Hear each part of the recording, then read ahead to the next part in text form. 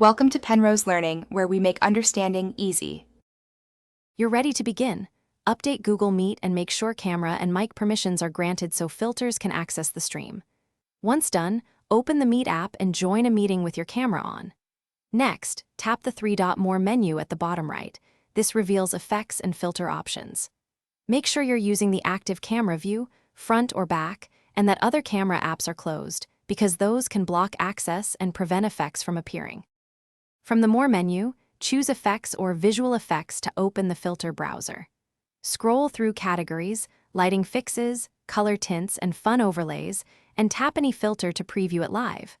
While previewing, adjust intensity or strength with the slider when available, because subtle changes often look more natural.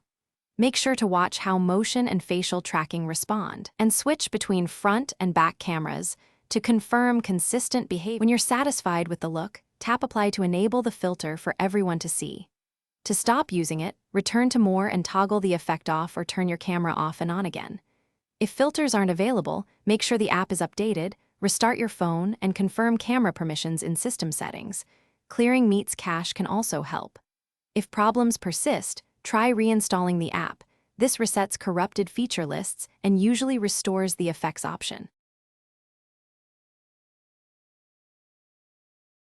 Thanks for watching. If this was helpful, leave a like and consider subscribing. See you next time.